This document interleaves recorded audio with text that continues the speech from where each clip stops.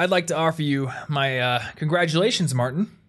Really? Stage 1 of Operation Become a True Coloradan? Is that the word? Coloradan? Coloradan? Maybe. Complete. Do a big, long hike. Checked off the list. Checked right off. Yep. All you got to do now is get a dog and, all those other things. Yeah. But you went hiking. Get like an SUV. You got to get a Subaru. You got to do that. I have no intention of doing those two things. Sorry, dogs of the world. You're really cute, but not right now. But yeah, isn't it great that we can just drive like half an hour to beautiful, okay, I don't want to call them mountains, but coming from Iowa, they're basically mountains. Yeah. I guess they call them the foothills here. It's pretty cool. Yeah. Hey, if any of you guys are living in Denver, the Mount Galbraith hike in Golden is awesome. And for those of you who are not, well, there's probably cooler things if you were to ever visit. But it's a pretty nice little hike that takes about, what would it take us, like 2 hours? I don't know. Yeah, something like that. Something like Time that. was still in my brain while we were doing it. It was sweet. It's and Tom. today I was Googling things. What I've Googled in the past has always been day hikes near Denver or something like that. But I was like, you know what I want? I want something that I actually have to climb up. So I found within an hour and a half, there's places where you can actually like go to the top of like this crazy little ridge. Like, look at this thing. I'm going to do that soon. We can do that? Yeah, you can do that. And Ooh. It just requires a helmet, no like crazy gear and ropes and, I don't know, Batman grappling hooks or anything. That looks cool. I know, right? So, yeah, I've already asked one friend if he's down for it, and he definitely is. And if you want to go, then we're all we going to should die, set but I'm this down up. probably. I'm down to die. Yeah. I figure we have about like 5 more podcasts in us before we somehow fall off the side of a mountain. So let's make them good ones. Yeah. Here comes number 1. Yeah. And so today we're going to talk about how to pay off your student loan debt like a Guru Ninja Rockstar. Yeah. Because that was our joke title and then it stuck and then Anna made a really funny image for it. Yeah, so we have to use it now. But you know what? That's a more fun title than just how to pay off your student loan debt a little bit faster than normal or something like that. So we're going to get pretty technical in this episode because I wanted to basically just dive into like, how do you pay your student loans off as fast as possible? What are your options for getting them forgiven? What are your options for maybe lowering that payment if you're not making a ton of money right now? And the disclaimer that I have to put right up front is like, this is primarily for US students. I'm going to talk about some stuff later in the episode that I think is more applicable to basically anybody. We're going to talk about like when to accelerate your debt payments, how to deal with balancing your debt payments versus things like investing and saving money in general in your checking accounts. So regardless of where you live in the world, I think that stuff will be useful for you. But Martin here went and did approximately one buttload, would you say, of research? 1.03 repeating. 1.03 repeating buttloads of research to figure out what the options are for American students in terms of like what the government offers, what, if anything, you can do if you have private loans, etc. So yeah, let's get into it. This is episode 156. And this is one of those episodes where you're probably going to want to check out the show notes because we'll be linking to the actual resources from the government that lay out all of your options in nice tables and charts and cells and stuff like that. Yeah. And we're not going to paint a mental Excel chart in your ears right now. And I'm probably not going to read every single cell in every table. Otherwise, you're going to stop listening to this really fast. It's going to be the most boring podcast ever. And it turns out here, if you graduated between 2011 and 2015 with a 4.2% interest rate or lower, then you can die of boredom. Yeah. And that will totally absolve you of any student loan debt. You do have the whatsoever. freedom. Yeah, so let's put that up front. If you would like to be forgiven of all of your student debts, just die. You know. Although I don't know that that's 100% reliable. I think that depends on the lender if it's private.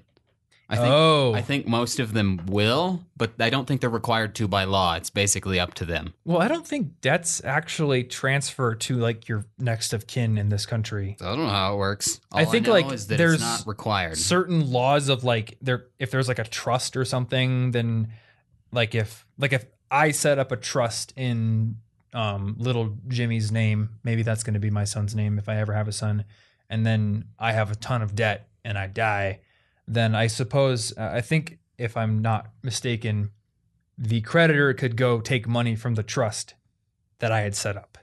But they can't just go like, hey, Jimmy, your dad was real deep in with the sharks. So looks like your kneecaps like parents take out loans for their student children frequently. And if that But then happened, their name is on it.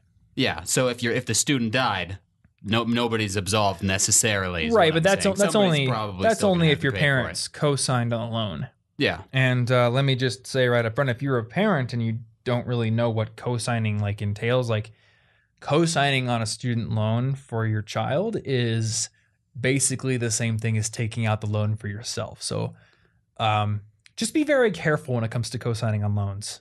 Like I know a lot of people they'll take those Parent Plus loans, or they'll take out like a private loan. Those are government, so those will have a few more protections that are better. If your kid dies, you'll probably be absolved if it's a government one. But yeah, it's true. But I don't want to get too much into the weeds about that's not the plan the strategy for how to take out loans smartly, because I think we covered a lot of that back in the Path to College episode 2, I think. Yeah. That was the paying for it one, right? I think that was episode 2. I don't remember the episode number, but we'll definitely put that in the show notes because that's very related to this episode. What I want to talk about in this episode is you have debt. Maybe you're graduated, or maybe you're like me and you're like, hey, I really want to pay this off before I graduate, or at least put a big dent in it. How can you do that? So let's start off with student loans from the government. And you did a little research here, so present away. What are our options for either paying off student loans quicker, getting them forgiven, or maybe paying them off a little slower if we're not making a whole lot of money out of college? All right, so government loans are my favorite. They're the only ones that I ever took out, and they have the most protections. But they're also very nuanced protections, so forgive me for a few "it depends" answers. But you can get different kinds of federal loans, so depending on which ones you've got, you can get Perkins loans, you can get direct loans like Stafford loans. Is the Perkins loans where they like give you a big stack of pancakes and you pay for your classes with that? They do just give you a lot of pancakes, yeah. I wish those were Denny's loans or like IHOP loans. Sorry, Perkins, but your pancakes are a little soggy. You're just going to say that right now? You probably just lost. Perkins is going to hate us now.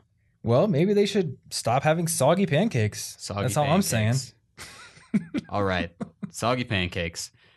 Anyway. So Perkins and Stafford, those are the main ones. Those are the main ones. Mm-hmm. There are some, you can get like state-funded loans sometimes, but those won't fall under like the charts I'm about to read. Those are all going to be like, you need to look up the protections and the repayment plans for those specifically. They're not covered. You don't want us to list off 50 individual different loans and payment plans on one podcast? No, I don't want to do that. I'm out. This is why you aren't like the next great scriptwriter in Hollywood, because you just so clearly avoid all of these amazing storytelling opportunities that would keep people just riveted to the edge of their seats. Oh yeah. You're just throwing them down the drain. Okay. Golden opportunities. Yeah. So first, we've got forgiveness and cancellation opportunities. These ones probably sound the most fancy because they cancel out parts of your loans. Okay. And then you just don't have to pay that part. So basically, I'm going to list off some potential things that might give you some forgiveness or cancellation. And regardless of what I say on this podcast, you want to double check whether it applies to you personally and for your personal loans. Yeah. Every single time you should double check this. Because there might be nuanced details in your individual case. But the other thing is, I have had situations where I've written an article and then like the very next semester, the rules change. Like they changed the laws. Yeah, and I have a couple of articles that get a lot of traffic, so I go in every semester and I update it with the new details, like my FAFSA article. Yeah, like the FAFSA. But there are 600 odd articles on CIG, and with a podcast, we can't really update it. So if you're listening to this like a year from now, there could be a change. So I'm gonna I'm gonna link to the lovely charts that I'm reading from here. Okay, and each little cell has its own overly complicated notes box, so I'm not gonna read those probably. But one. If you get permanently disabled or die, let's assume that's not your plan. You probably didn't want that one. So we're going to ignore that, but you can get your whole loan discharged most of the time. Okay. Bankruptcy in incredibly rare cases. If you want to bankrupt your student loans, you have to prove undue hardship, which is like Usually it is the Brunner test, which comes from a court case, I believe, and it's you're in poverty and can't afford a minimum standard of living for you and your dependents. You'll be stuck that way for a while, and you've made a good faith effort to repay your debt. So if your killer plan to get rid of your loans is to force yourself into a horrible standard of living on purpose, that's a horrible plan. So just ignore that you can do that occasionally. Yeah, let's not do that. Don't do that on purpose. You're going to make way more money not attempting to make yourself live in poverty for the next forever on purpose. Yeah. And can I actually make a note when we're right here? Yeah. So I heard on a podcast once, somebody was like, I didn't do this myself, but wink, wink, I've been hearing that this is the thing to do to get your student loans discharged. So basically, you can't bankrupt your student loans, right? All you do is you get a credit card, and then you pay off your student loans with that credit card, and then you bankrupt the credit card debt because that is bankruptable. What a genius plan. They never thought of it. I heard that, and I was like, huh. If I was the guy writing the bankruptcy law or something, either that would come to mind when I was writing it, or the first person to do it, they might get away with it, and then I would immediately write something into the law for that. So we actually have a blog post on this because I went and I read the bankruptcy law to see if this person on this podcast was just blowing smoke. And it turns out, yes, they are. Basically, there is provisions in bankruptcy law where if you pay off non-dischargeable debt, which is debt that you cannot have bankrupted in most cases, with dischargeable debt, as in paying off a student loan with a credit card, then the credit card debt that you used to pay off that student loan becomes non-dischargeable. So basically, if you were to try to bankrupt that debt, they would say, hey, you used this to pay off non-dischargeable debt, so you can't actually have this amount of money you used discharged. Sorry. So that's the best case scenario. The worst case scenario is that your credit card company actually sues you for fraud for the intent to circumvent bankruptcy law. So if you think you're sneaky, you're actually not sneaky. Yeah, and if you think you have a chance in a court case against your credit card company, you don't. Because if you could buy a lawyer that good, you would have paid your loans. In the immortal words of that girl from Idiocracy, Upgrade gonna get his money, and so is Capital One. Yeah. Yeah, it's true. So yes, do not. That's almost certainly not going to work. So we've basically covered the things you shouldn't do. Don't do those. Don't try to bankrupt it. So don't try to sneak past your credit card company, and don't try to die. Yeah, don't sign up for permanently disabled. Don't do these things on purpose. Now, so what can you do? Here come the good ones. Well, not necessarily good ones, but you wouldn't try for this. If your school gets closed, you can actually get some or all of your debt discharged. Like if your university is just out of business suddenly and you get completely screwed over. I believe you have my stapler. They care about that. Yeah. I don't have any staplers. He's lying.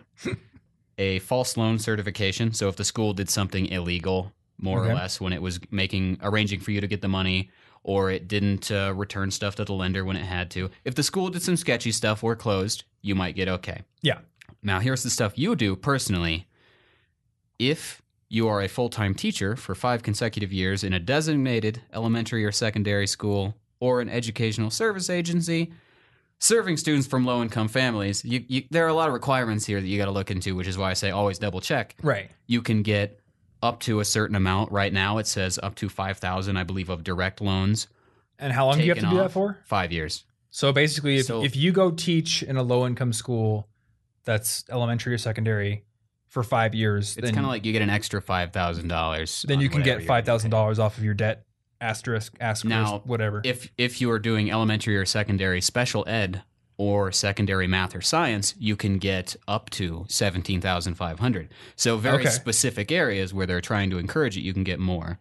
But this stuff, I don't know. It could change tomorrow. No idea. So there's some incentives at play, basically. They need special education teachers. They're really trying to encourage secondary math and science teachers to help students succeed. So there's a reason they would want you to go into that. It helps the public good. That makes sense. I've also heard if you're a public defender, or if you practice law in some sort of social good area or something like that. Do you know if there was anything mentioned about that? Yeah. So there is the Public Service Loan Forgiveness Plan. Okay. Now this one applies to several different kinds of jobs. So government organizations at basically any level, and it's federal, state, local, or tribal. I do appreciate that they included that. So it's any level. Okay. And you could be working for a not-for-profit organization that is tax exempt, or another type of not-for-profit. There are asterisks everywhere. Certain stuff that happens to qualify. Now, you'd need to be working at least 30 hours a week at that qualifying job, or 30 hours in combination if you are working part-time at 2 qualifying jobs. Do you know, so I guess 2 questions here. Is this just for practicing law, or is this for any type of job for these kind of organizations? This is for any kind of job, I believe, for these kind of organizations. Now, there is a caveat that makes it less incentivizing than it could be. But first, I'd like to point out that if your qualifying job is a nonprofit that happens to be of a religious type, then the hours that you put, if any, toward religious instruction, worship services, or attempting to convert people, very specifically those hours, can't count because of church and state separation and such. So if you work at a they church, can't reward you for preaching, but if you're doing administrative work at the church, that could count if it's a not-for-profit. Gotcha. But and I'm guessing you probably would have to record exactly what you do and all sorts of crazy stuff. Well, if you're trying to get your debt forgiven, I'd advise you pay attention to lots of details and record what you're doing. Keep your documentation. They're going to want backup. They're not just going to say, yeah, sure. You know what? Have the few thousand we're just going to give you for free. They're going to want to double check. Yeah. And do you know what level of forgiveness you get from this? Oh, well, this is the part where it sounds really big until I get into the details. Okay. The rest of your direct loans at this time. Now, in order to get there, you have to be on either the income-based plans or the standard 10-year plan, and you need to make 120 payments. Not necessarily in order, but 120 payments. So that's already 10 years. At minimum 10 years of time put in. If you have not been spending some of that time, the more the better, using an income-based repayment plan while at these jobs, at 10 years, you've already paid off the loan. So your loans will be gone in 10 years easily. Yeah, so it's the standard 10-year plan or the income-based. So if you're not using income-based for the majority of that 10 years, you're probably not going to get anything back because you've been making the payments required to pay it off in 10 years. Yeah. So I guess when it comes to this kind of a strategy, you have to ask yourself a couple of questions. First and foremost, where is your heart at when it comes to the work you want to do? Because maybe you just want to work in some sector that provides social good. And that just so happens to coincide with a forgiveness program. If that's the case, awesome. But then there's also the math issue. And I think there's actually a couple of different points that you need to analyze here. Number one, are you going to pay off your loans before you hit that 10-year period where you can actually get something forgiven? But number two, most of the areas that you would go into that offer public service loan forgiveness, I don't want to say this across the board, but pretty much all of them are going to pay less than You're other not an oil things. Tycoon while getting forgiven. If you're a lawyer and you go work in public service, you're going to make far less than if you go work in corporate law. So if it's just a math calculation for you, and say you're sitting on a mountain of debt that you couldn't pay off in 10 years using a standard repayment plan, paying the minimums. Could you go be Harvey Specter and make $1 million a year defending big corporations or something versus you're just trying to get people off for smoking weed or I don't know, public defender or something like that? You could probably pay off your loans faster with the extra money you would make in the more lucrative part of your field than what you would get from the forgiveness. Yeah. So it could be not in your favor, even though it seems like forgiveness. Yeah. It's really if you happen to be in this situation where you're in this job because that's what you wanted to do and you needed income-based repayment plans because you're doing what you love and you're not getting paid as much. Right. Then the forgiveness is awesome. But kind of like the other things, but not nearly as dramatic, it's not necessarily the number one strategy. If I had to pick a strategy and I didn't really care what job I had between trying to get forgiven or just paying it off really fast, paying it off really fast would be the better plan. Do you know that teacher thing you mentioned, is that part of Teach for America or is that a government program? Because I've heard that Teach for America also does loan forgiveness in certain cases. I don't know about that. Everything I'm looking at on here is just from the government, studentaid.ed.gov. It's straight from them. So if there's any bonus things. Well, you know what? I just remembered. Cool, but it probably depends on your loans. Teach for America has a public service loan forgiveness program. They have a Stafford loan forgiveness program. Perkins loan forgiveness. Doing this? They're just trying to encourage teaching. I don't know I think Teach for America is a nonprofit, but I'm not 100% sure about that. But I know that like I've seen flyers up in my school when I was at Iowa State about it, and I've just heard of it in several cases. Oh, well, that's there's also cool. like AmeriCorps. And I don't know a zillion things about this, but I just like when you were talking about the teacher thing, I was like, I wonder if that's Teach for America. And Teach for America does do loan forgiveness. I'm looking at it on their website right now. They do housing assistance. They do scholarships and grants. Let's go ahead and tell. That sounds like it's a separate thing to me. I think it might be. They're just never ever going to use those words on this page because I haven't read Teach for America at all. Well, let's go ahead and throw that in the show notes as well, just so it's an additional thing that people can look for and maybe use. Which is why you should double check your personal circumstance against everything all the time. Yeah. I don't know your jobs. This episode is like this is just here's the kind of stuff that you might bother checking for. Yeah, exactly. Yeah. Like, let's just let you know what's potentially available. What's the kind of thing that you might potentially get something for? Yeah. Now, okay, so everything that we've been talking about so far has mostly applied to Stafford loans and direct loans, but does that include Perkins too? Do you know? Now, Perkins has its own table here, but most of the same things apply. Okay. Disability, death, bankruptcy in rare cases, school closed. But it's got some extras. You've served in the U.S. Armed Forces in a hostile fire or imminent danger pay area. You can get up to 50% for people who did some stuff before a certain year. Mm-hmm. This is where it gets really absurd over in the notes column. Yeah. But if you served in U.S. Armed Forces in a hostile fire area, double check, see if you fit. I don't know what year your loans were in. Right. Full-time firefighter, full-time law enforcement or corrections officer, nurse or medical technician, VISTA or Peace Corps volunteer, librarian, full-time attorney in a federal public defender thing, full-time employee of nonprofits. So if you Perkins loans you have a lot more things that you can do. So does that mean the Peace Corps only forgives Perkins loans? Yes, as far as I'm aware. Although technically speaking, that I don't know that won't work under just the regular public service thing. Maybe it will. Gotcha. Okay. But that's a volunteer position, so I don't know how that works as far as counting worked hours or something. Okay. Well, so we do know at least that the Peace Corps can forgive some Perkins loans. For Perkins loans. Gotcha. So you don't really have to double check for that. And potentially other loans as well. Sweet. So is that the bulk of like the forgiveness programs that are going to be the main options? Teachers and all sorts of stuff like that. Gotcha. So I want to move into income-based repayment plans. So, I mean, if you have a federal student loan, actually, you know what? Before we do that, I totally forgot. What can people do with private loans? Well, I know something, but I'll let you. Okay. Well, what I've got here is you may want to talk to your lender because they aren't technically required to do all that much to help you. It's a private loan. Yep. The government protects you, but these guys don't. They don't have to. They don't have to care, and a lot of them will probably care in dire circumstances like the death and disability. Yeah. But they don't necessarily have to in situations where you think that you might get forgiven for something. So, but they may have special repayment plans or forbearance options. Or if you have both federal and private loans, you could try benefiting from the federal plans so that you can pay off what the private ones want. Like do income based on your government loans, and that way you can afford the regular payment on your private loans.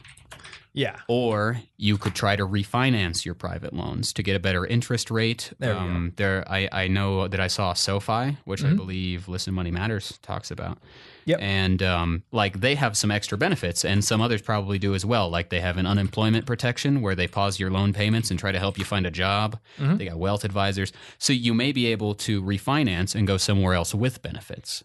Yeah. So that's what I wanted to mention because it's really tough with private loans to give like an across the board answer for forgiveness programs or any sort of like income-based repayment programs or anything, because basically anybody can set up a private loan or private student loan organization.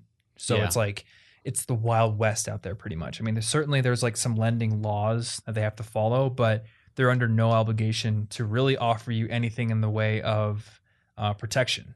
Yeah. So if you sign the contract, you said you'd pay the loans. This is the big reason why one of my big values for college students is to try as hard as you possibly can to avoid private student loans.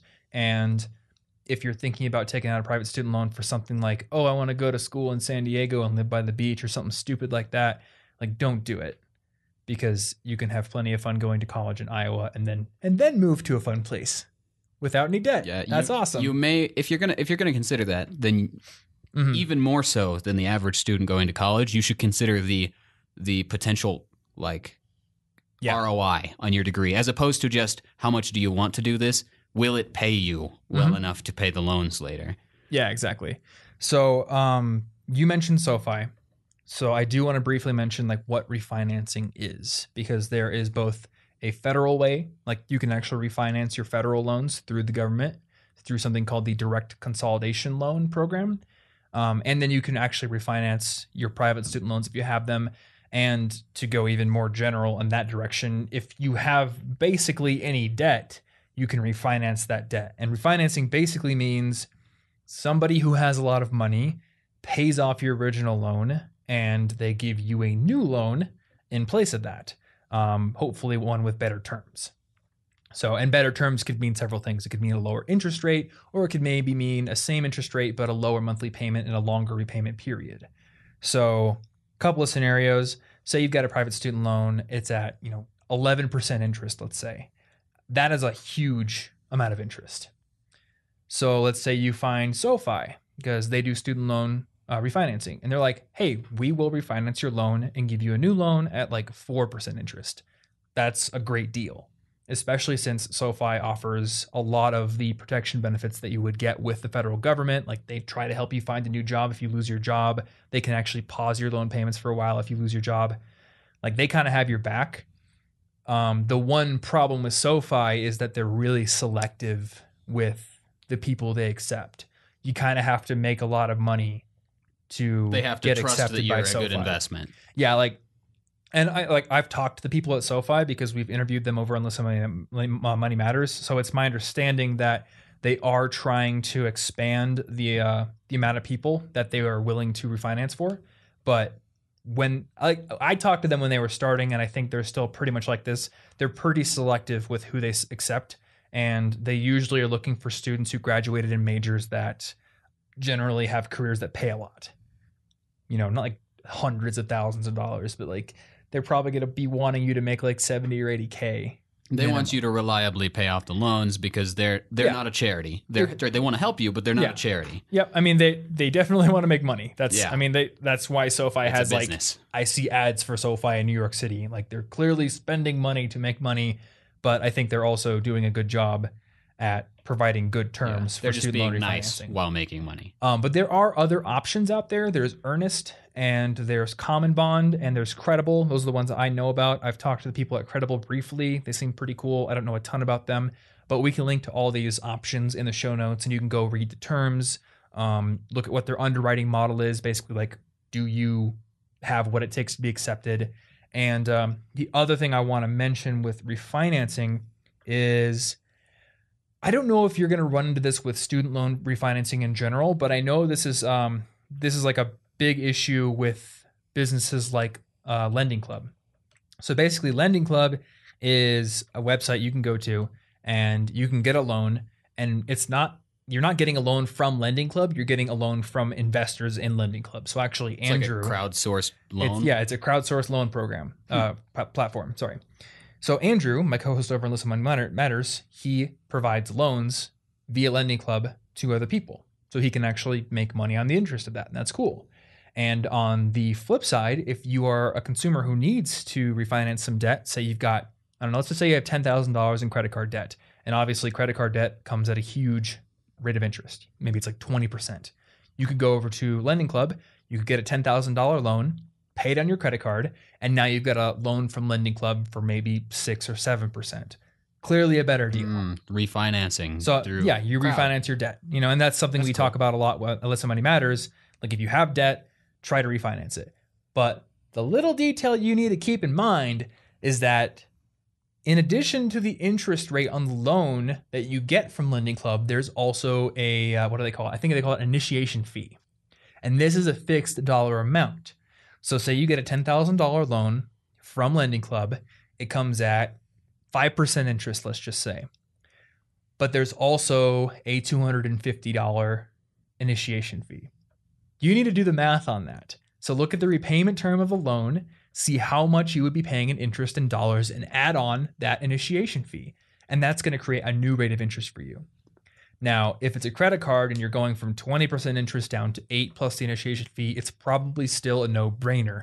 But say you're refinancing a 10% interest student loan that's from a private company down to like a 7% or 8% interest loan from Lending Club, and then there's an initiation fee, it could actually end up being more expensive. Yeah, you should do the math. Interest. So do the math on literally anything you do when it comes to refinancing, public forgiveness, pay-as-you-earn loan programs, which we're going to talk about in a second. Like, sit down, do the math, break out those 8th grade or 7th grade, whatever percentage skills, and figure out like what does this percentage interest rate actually translate to in dollars that I'll be paying either in total or per month, because that's important.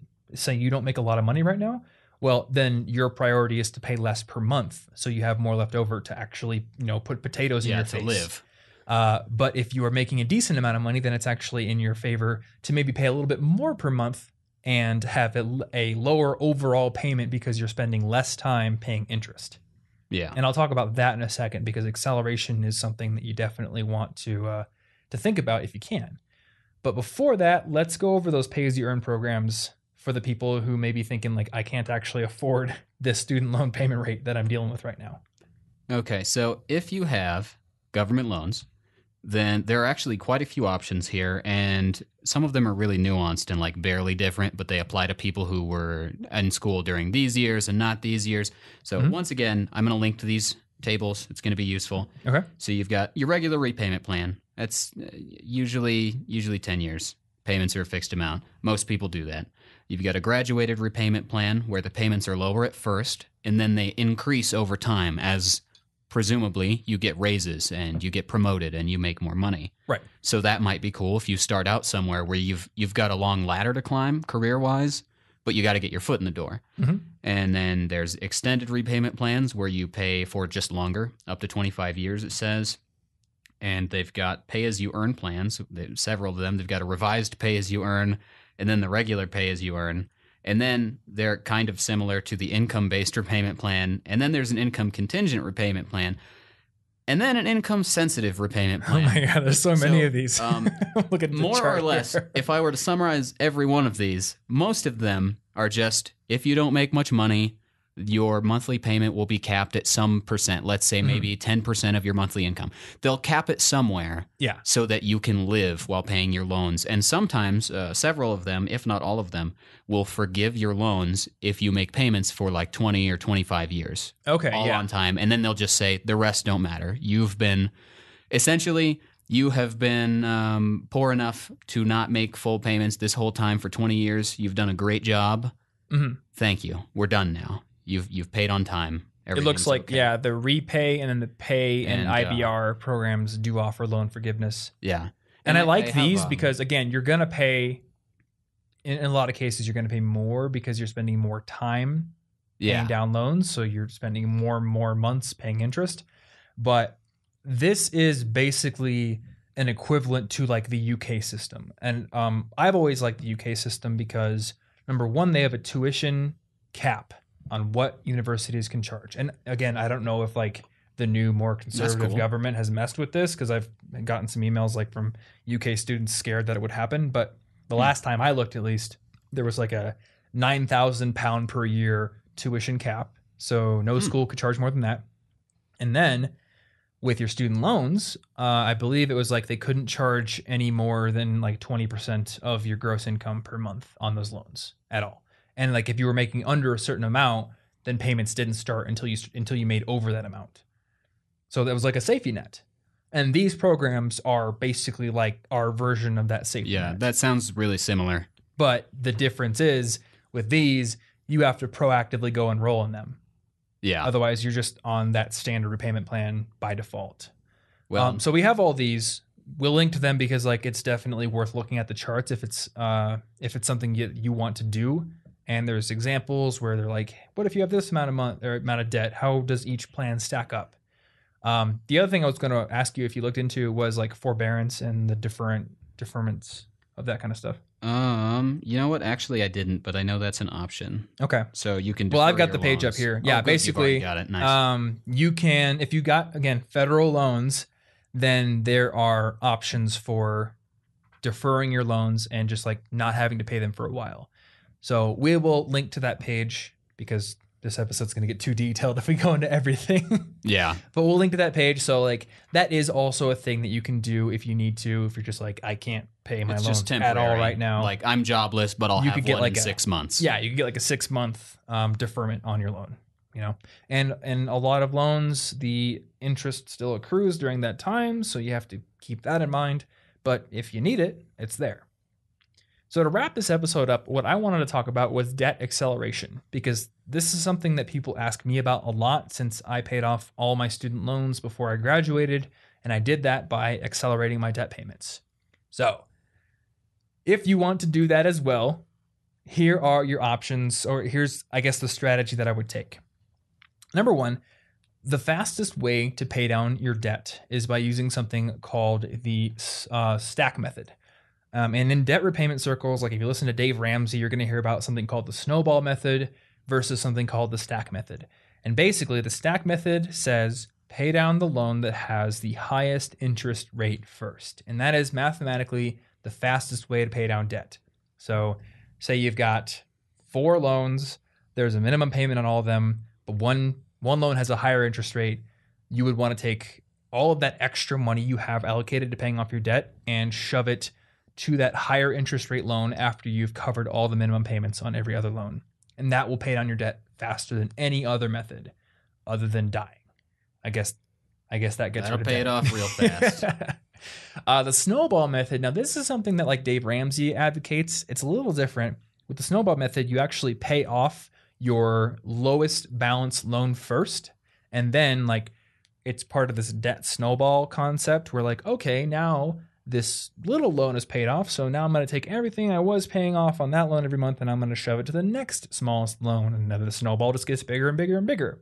Problem with this is you say you have like a $20,000 loan with a huge interest rate and you've got like a $500 loan with a small interest rate. Every single month that you take money and put it towards that small loan, your bigger loan is accruing more interest. So it takes you longer to pay it off. But the reason people like Dave Ramsey advocate this method is because it makes you feel good to pay off that loan. Like there's some psychological benefit of paying off a small loan and being like, yay, one's off the books. I only have 2 more left or 3 more left. So, and I mean, I get it. Like I get the psychological benefits. I understand being in debt sucks and you want to be able to say like, yes, I paid that off. But there are tools out there like Personal Capital and Mint where you can actually visualize your loan balance going down. Or if you're a nerd like me, you could just set up an Excel spreadsheet and create a little chart out of that data and then update it every month. And I don't have debt anymore, but I do this with my net worth. Every 3 months, I go in, I put in my bank balances, my investment balances, and I see my net worth growing. And that is nice, like a nice little psychological thing to see. So I recommend using the stack method. Pay off those highest interest rate loans first. And if you can refinance the really big ones, like obviously do your research, but do that and you will pay off your loans faster than normal. The other question that I get is, when do I start accelerating loan payments? Like, should I build up a certain amount in savings first? And what about investing? Do I invest and also pay off student loans, or do I wait to invest and just pay off student loans first? So here are my thoughts. These are obviously going to be controversial because everything in personal finance is controversial and people love to fight over numbers and stuff.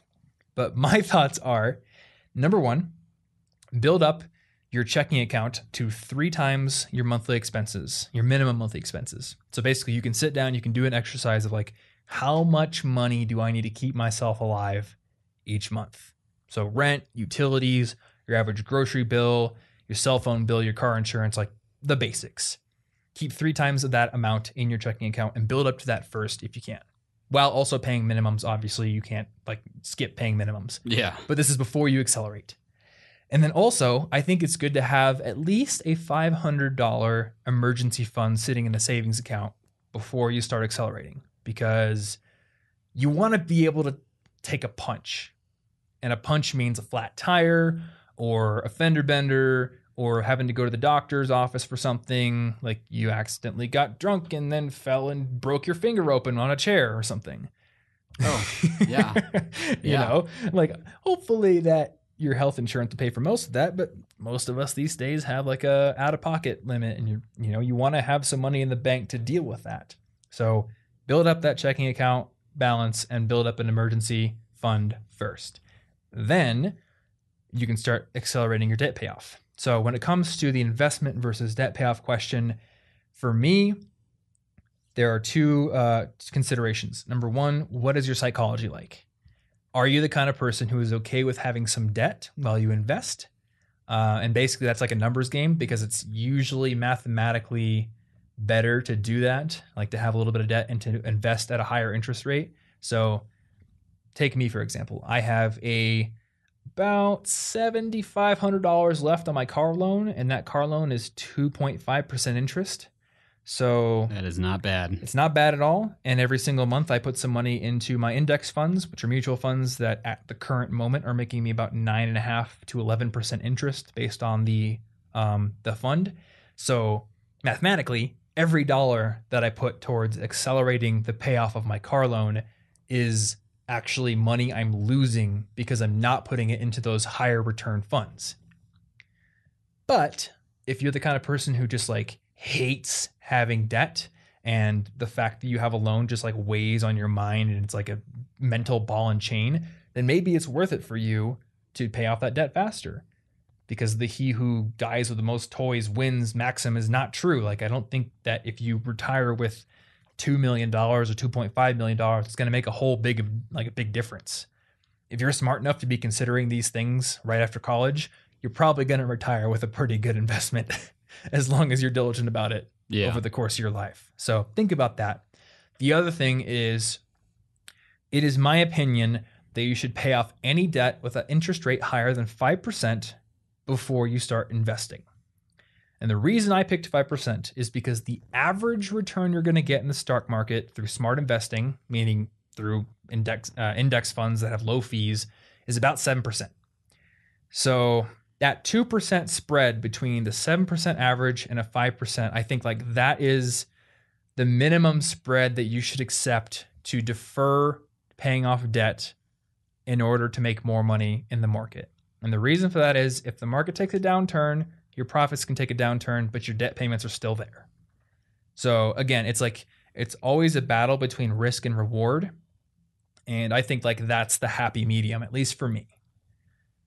Yeah. So, and I'll talk more about that in future episodes, or I'll do like a blog post on it, because obviously this gets more complicated than that. Yeah. But that's my general rule. So a few steps: build up that 3 times your minimum monthly expenses in your checking account, build up that $500 emergency fund, and then assess your psychological profile. And if you're okay with having a little bit of debt, start investing, but only if you are dealing with debt under 5%. Otherwise, I think you should pay that debt off first.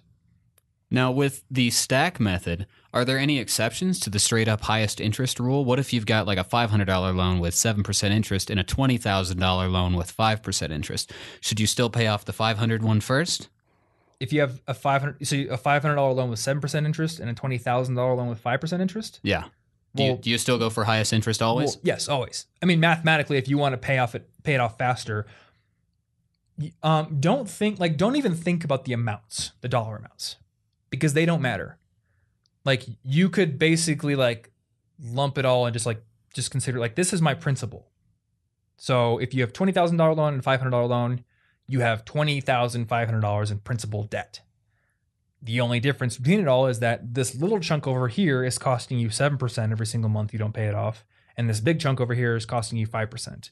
So clearly it is logical to pay off the chunk that is costing you more to carry, regardless of how big it is or small it is. Well, see, I just think that's important to point out, because you got gut instincts that you need to override when working with numbers. Yeah, because the big doesn't know numbers. The big loan looks like the dragon you need to slay, and like the small loan looks like a little mouse. And like some people are like, I'm going to kill the mouse first because it's easy, and then some people are like, I'm going to go slay the dragon. Every single dollar is doing more. But yes, don't think of the principal amounts of the loans to be really any different from each other, at least like in terms of the general principle. Obviously, if like one loan's from the mafia and they're going to come kill you if you don't pay it off, and one loan's from your grandma. Oh, well, that's a different kind of interest. Maybe get the mafia off your back grandma's first. going to mess you up. You need to pay that. Unless your grandma is like really mean with a rolling pin, in which case get me a switch. I would actually take chances with the mafia first, because grandmas don't mess around.